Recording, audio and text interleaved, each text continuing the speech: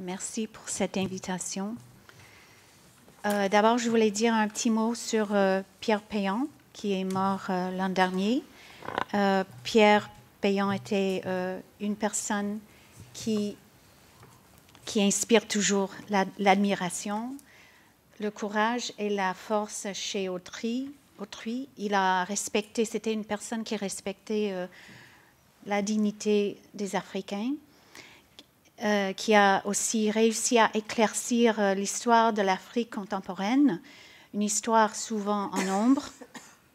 Il était un non-conformiste, un des premiers prêts à mettre en cause le consensus médiatique autour du récit officiel du génocide, a dressé un inventaire des crimes du FPR et pour avoir fait cela, il en a subi des conséquences lourdes. Quand je pense à lui, je pense...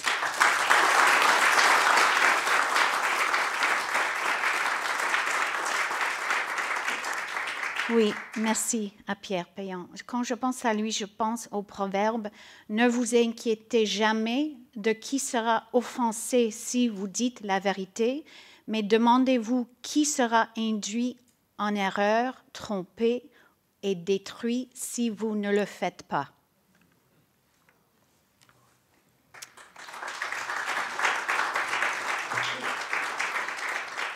Je veux dire un petit mot sur l'éthique.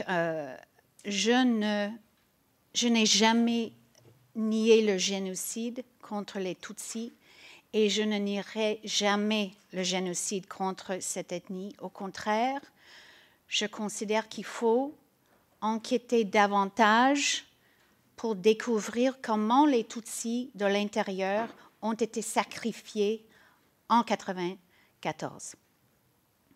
1994. Au contraire, c'est le FPR qui veut empêcher toute enquête sur leur rôle dans l'extermination des Tutsis. J'ai fait de mon mieux pour exposer dans mon livre et dans le magazine Marianne, ici en France, comment les commandos du FPR ont infiltré les milices Hutus, oui, et ont participé directement au massacre des Tutsis. Le FPR a alimenté le génocide contre les Tutsis. C'est un fait historique que le FPR et leurs acolytes ici veulent nier pour des raisons politiques. Et c'est le FPR qui nie aujourd'hui les crimes contre l'humanité, voire les crimes de génocide, comme au Burundi en 1972, au Rwanda contre les Hutus, et au Congo contre les populations locales et les réfugiés Hutus.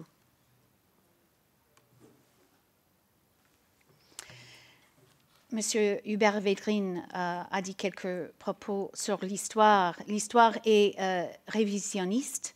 Le révisionnisme est un devoir de l'histoire. Je ne m'excuserai jamais pour avoir examiné et dénoncé les crimes du FPR. C'est un exercice légitime et nécessaire. Je considère que les accusations contre moi et d'autres personnes font partie des tactiques longuement utilisées par les propagandistes du FPR. Ces partisans veulent empêcher les gens de comprendre la vérité et d'éclaircir l'histoire. Honoré de Balzac disait « Il y a deux histoires, l'histoire officielle menteuse, puis l'histoire secrète où sont les véritables causes des événements. » Mon voyage au Congo en 1997 a été formateur. Je parle de cette expérience dans mon livre où j'ai découvert les crimes atroces du FPR. Et ce voyage est devenu une quête active et personnelle. Quand j'ai réalisé à quel point l'Occident était complice dans cette histoire et et toute cette réalisation a entraîné une sorte de perte d'innocence chez moi. Et au fil du temps, en découvrant que des crimes massifs a été commis par le FPR au Congo et durant le génocide au Rwanda, ça a provoqué un choc et l'horreur en moi. Alors, j'avais un choix. Le réalisme de la vérité valent mieux, je me disais, que le mensonge et la manipulation. L'isolation et le mépris valaient mieux qu'un consensus facile qui justifiait les crimes, qui alimentait l'impunité et qui renforçait l'emprise de la terreur.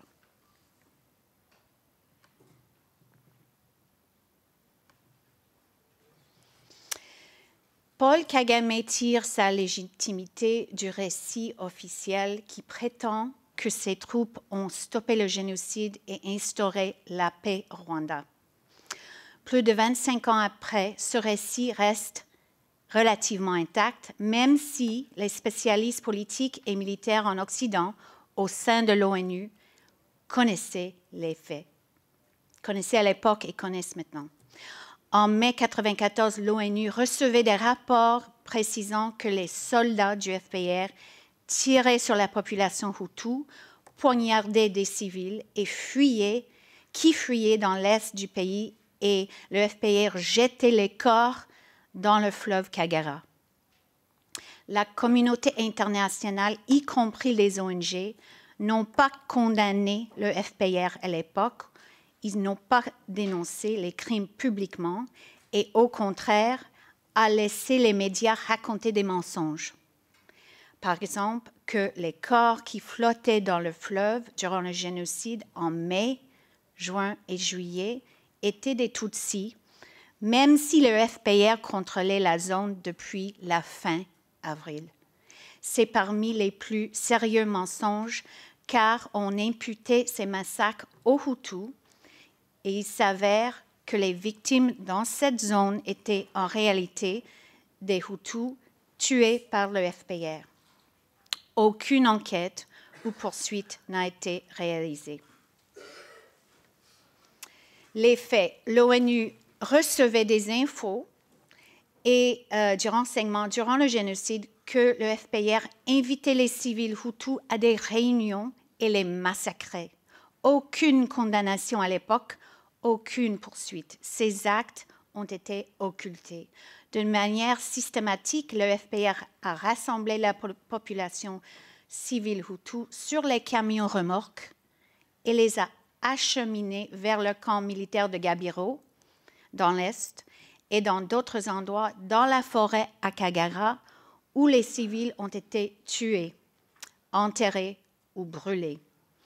Les feux ont continué à brûler durant le génocide en Akagera, pas à cause de la sécheresse, parce qu'il pleuvait beaucoup en avril, mai et juin. Le FPR brûlait les cadavres. Les feux ont été signalés par l'ONU, par le commandant de la MINUAR, Roméo Dallaire, qui attribuait ces feux à la sécheresse, malgré les pluies abondantes dans les mois précédents. Je voulais parler des satellites qui étaient les images qui restent des preuves de l'ampleur des crimes du FPR. Les États-Unis détiennent environ 150 satellites militaires. Le National Reconnaissance Office, sous le département de défense, construit et utilise une cinquantaine de satellites. Ces satellites ont capté des opérations au Rwanda et au Congo qui pourraient montrer les preuves de crimes de guerre, des fosses communes, le changement de sol, la présence des bulldozers, le feu qui brûlait, la fumée. Parmi les satellites conçus pour capter ces activités, il y a comme exemple le Cannon Keyhole, une caméra digitale en orbite autour de la Terre qui peut voir des objets de 6 pouces. Et en combinaison avec d'autres satellites comme le Landsat Mosaic, le NRO, National Reconnaissance Office, est capable de détecter des activités militaires, les massacres, des incendies, etc. Mais il y a un recours sélectif des images de satellites. Les États-Unis ont la capacité d'utiliser les satellites pour poursuivre et condamner leurs ennemis, comme Ratko Mladic à Srebrenica en 1995, au TPY, et dans le procès civil contre les Hutus ciblés par Kigali ou au TPIR. Des images satellites et toutes les informations et preuves recueillies par Washington doivent être déclassifiées après 20 ans. Ils sont déclassifiés après 20 ans, de toute façon, officiellement. Mais moi, j'ai fait une demande sous le Freedom of Information Act auprès d'une agence qui s'appelle le Geospatial Intelligence Agency pour avoir des images à Buyumba, à Gabiro, et dans le parc Akagera, zone qui était contrôlée par le FPR, où les crimes de masse ont été commis, mais ma demande a été refusée. Ils m'ont donné d'autres photos, mais pas celles que j'avais demandées. Ces éléments sont protégés pour des raisons de sécurité d'État, ils m'ont expliqué. Alors, Washington détient les mêmes preuves de crimes au Congo, évidemment, mais 26 ans après le génocide, on continue à cacher les crimes du FPR. L'enquête, je voulais juste mentionner brièvement, de faire une petite synthèse de la dissimulation de preuves. L'enquête, bon, Jean-Marie Ndagijimana a beaucoup parlé de l'enquête de Robert Gersony qui a qualifié des massacres du FPR en septembre 1994 contre les civils Hutus de génocide. Cette enquête a été enterrée. Un groupe de réfugiés dans les camps de Zaïre en Tanzanie a effectué une enquête partielle qui a montré 20 000 victimes nommées, j'ai les listes chez moi, tuées par les FPR. Dans le nord du Rwanda. Cette enquête a été déposée au TPIR, au tribunal à Arusha, sans suite. L'enquête qui était menée par un prêtre qui s'appelait André Sibomana a établi une liste de 18 000 personnes tuées, leurs noms, dans la préfecture de Gitarama, sous contrôle du FPR à partir du juin 1994. Cette liste de presque 400 pages a été donnée à Sessin de Shanga et Faustin Twagiramungu, deux anciens membres du premier gouvernement après le génocide. Ces deux personnes ont dû fuir, comme Jean-Marie Ndagijimana, et ont déposé cette liste et ces preuves au TPIR. Mais il n'y a pas eu de poursuite. Les enquêtes spéciales du TPIR par les policiers et les enquêteurs spécialistes ont déposé au bureau du procureur au TPIR un rapport sommaire en 2003 sur les crimes du FPR. Ce rapport des enquêtes spéciales a fourni de preuves prima facie, des éléments de preuves suffisants pour inculper les hauts commandants du régime de Kagame. Ces preuves venaient de plus de 40 déclarations détaillées émanant en grande majorité des ex-membres du FPR qui ont vu ou ont participé directement aux opérations de crimes de guerre. Aucune poursuite n'a été engagée. Dans un pacte faussien, pourquoi vous demandez pourquoi il y a toujours ce déni? Dans un pacte faussien et illégal, le procureur du TPIR qui était prête à poursuivre le FPR, elle s'appelait Carla Del Ponte, a été remplacée contre son gré et le TPIR a transféré le dossier des enquêtes spéciales à Kigali. L'ONU a donc laissé les tueurs enquêter sur elles-mêmes. Les États-Unis et l'ONU ont accordé à Kagame et ses commandants une immunité juridique qui leur a permis de continuer à déstabiliser le Rwanda et à continuer la guerre au Congo. L'attentat contre Habyarimana, on est d'accord que c'est l'acte qui a déclenché le génocide. La juge canadienne du TPIR, Louise Arbour, a stoppé cette enquête sur l'attentat qui a déclenché le génocide, malgré les éléments de preuve solides qui indiquaient que les commandos du FPR ont assassiné le président Habyarimana et le président du Burundi, ainsi que l'équipage français. Après tant d'années, on comprend pourquoi les États-Unis et l'ONU ont refusé d'enquêter sur l'assassinat. Une telle enquête aurait permis de démystifier la légende tissée autour du génocide, de son déroulement, de ses causes et de ses responsables. Un avocat du bureau du procureur du TPIR m'a avoué « Le méchant s'en est tiré ».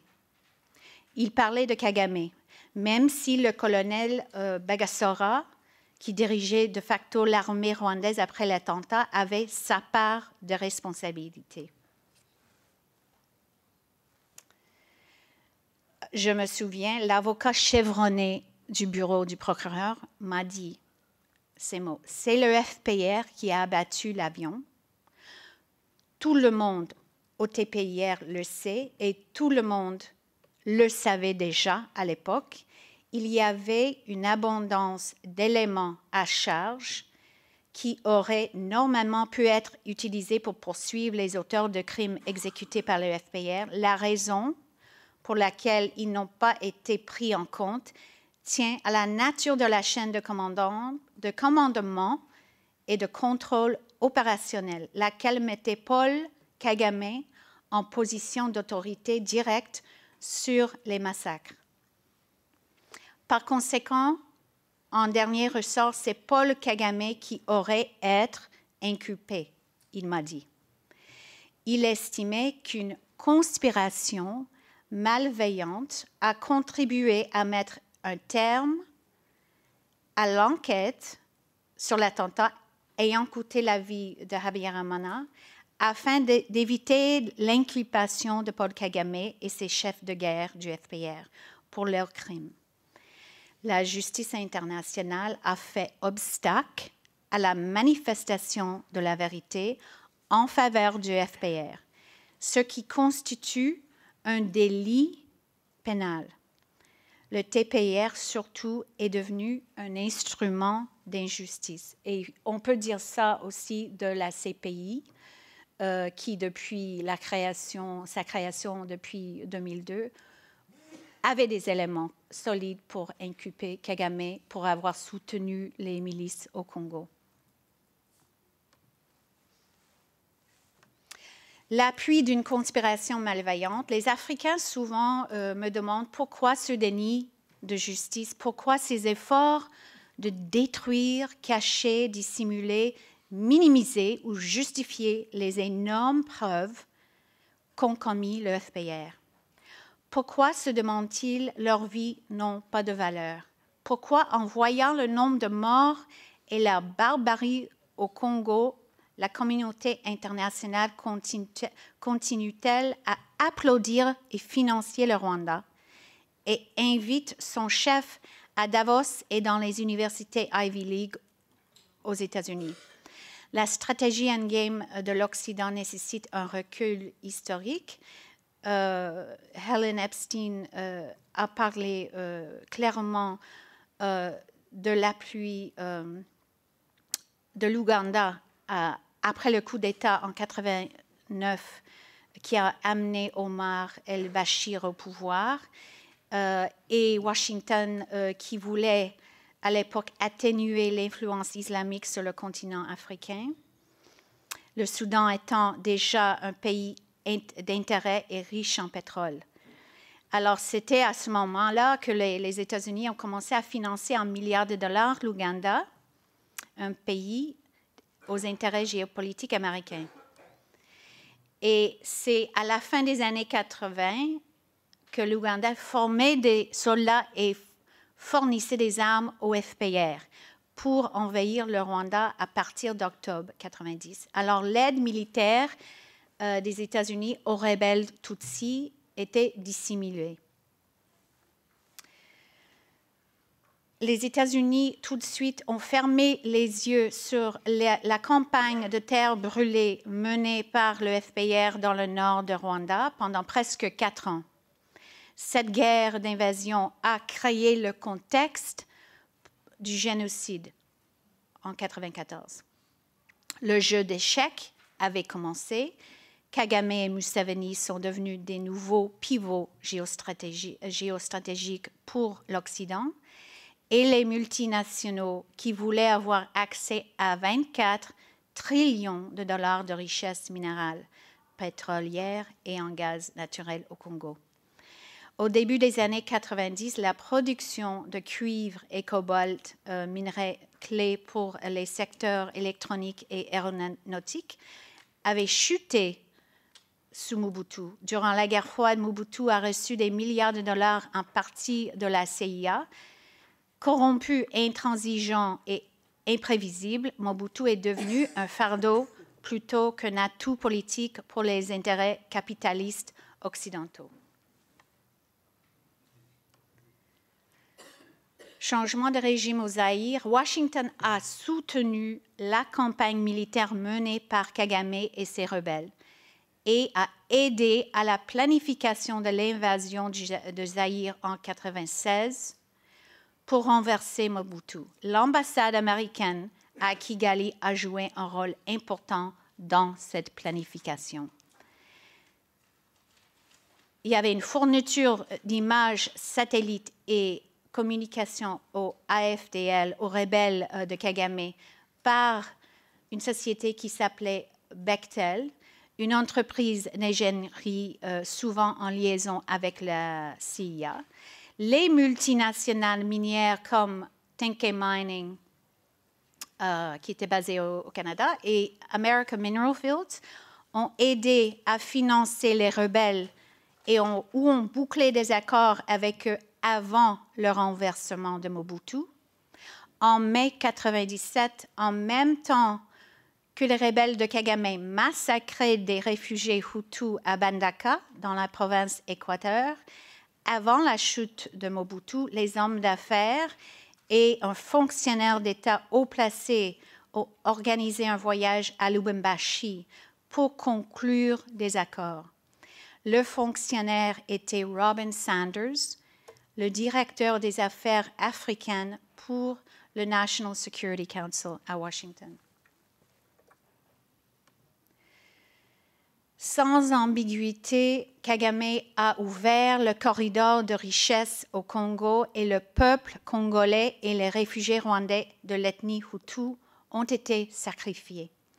En octobre 1997, 5 mois après le changement de régime, on a appris auprès des services de renseignement en Europe que les forces spéciales américaines auraient directement participé à la campagne militaire pour renverser Mobutu.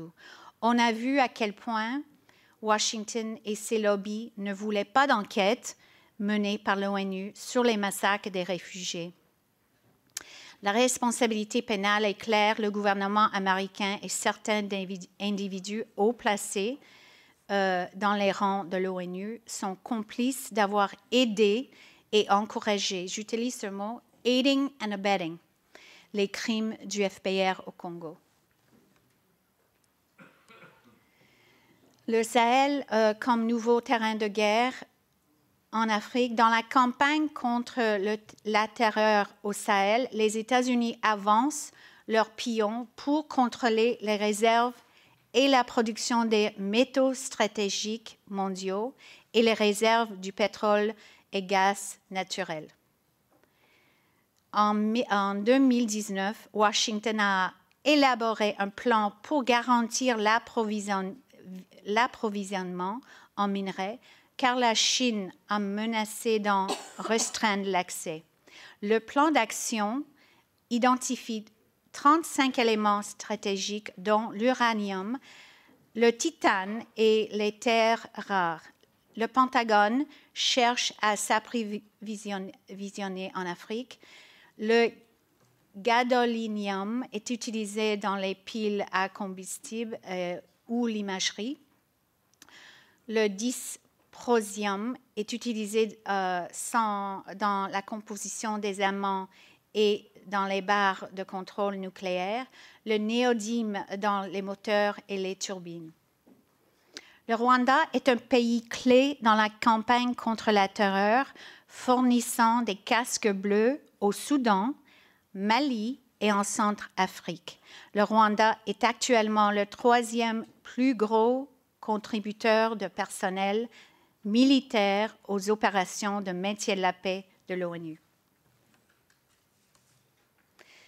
Les forces spéciales en Afrique. Le commandant des opérations spéciales américaines en Afrique, général Dagvin Anderson, a dit le mois dernier qu'il voulait que les Américains comprennent réellement la nature de leurs intérêts en Afrique.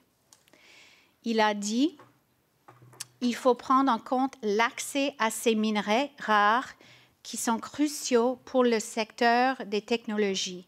Et il faut s'assurer que cette richesse n'est pas exploitée par d'autres nations ou que ce marché n'est pas accaparé par quelqu'un d'autre. Ceci, en partie, explique pourquoi la politique internationale agit comme un carburant qui enflamme le conflit dans la région des Grands Lacs et comment la propagande et la désinformation dans les médias servent à cacher la vérité ou justifier les actes abominables.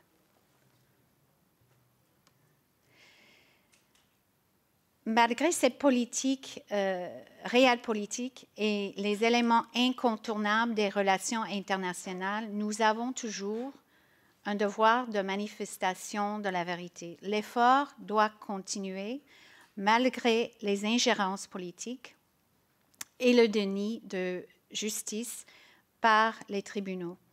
La reconnaissance des souffrances et des crimes commis par les deux côtés, par les deux camps, est essentielle pour la réconciliation et pour établir une vérité historique pour la prochaine génération. Il est très important aussi de qualifier les crimes du FPR. J'ai vu récemment, c'est très intéressant, on essaie d'estimer le nombre de Hutus qui ont perdu leur vie avant, durant et après le génocide. Et je félicite les efforts et le travail qui ont été faits, mais il faut vraiment classifier, il faut qualifier ces crimes. Et encore, je ne vois pas pourquoi 26 ans après, on n'est pas capable de le faire.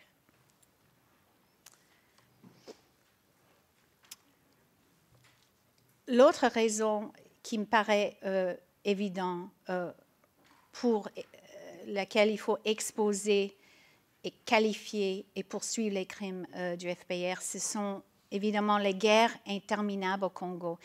Le FPR n'est pas la seule source de déstabilisation, mais c'est la source principale.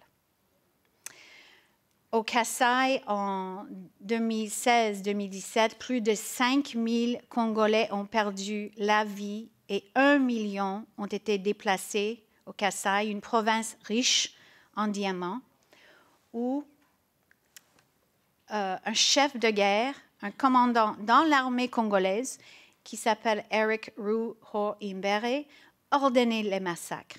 Ce général était membre de 3 des milices de Kagame. Depuis plus de 2 décennies, Ruhoimbere est parmi de nombreux rebelles Tutsis qui ont commis des atrocités au Congo et ensuite ont été intégrés dans l'armée congolaise. Ces rebelles ont provoqué le chaos et se battent pour les ressources, la terre et le pouvoir.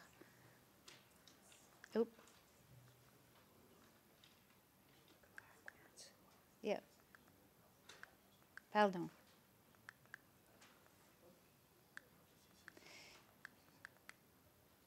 Ruhoimbere maintient les liens très étroit avec Kagame via James Kabarebe et Jack Nziza au département du renseignement militaire. Il a collaboré avec des agents du DMI durant les attaques par le FPR contre les Banyumalengue, sa propre ethnie.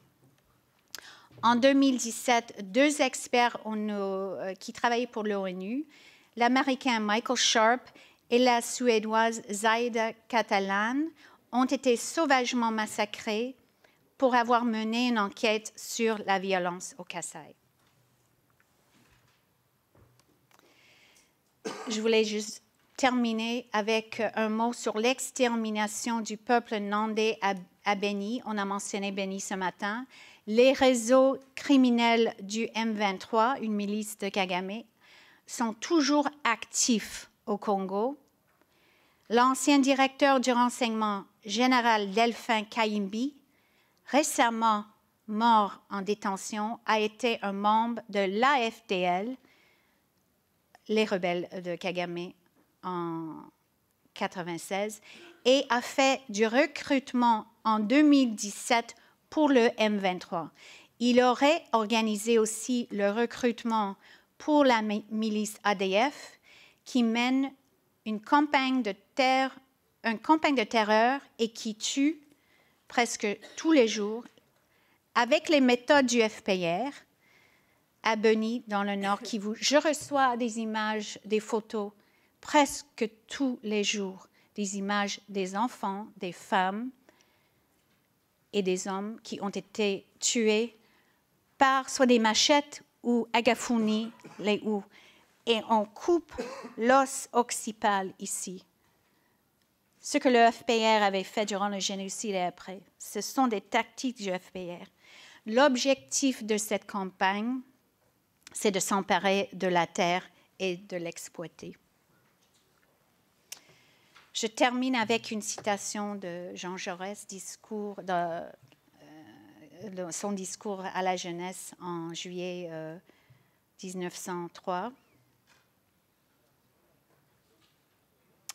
Le courage, c'est de chercher la vérité, c'est de ne pas subir la loi du mensonge triomphant qui passe et de ne pas faire écho aux applaudissements imbéciles et aux huées fanatiques. Merci.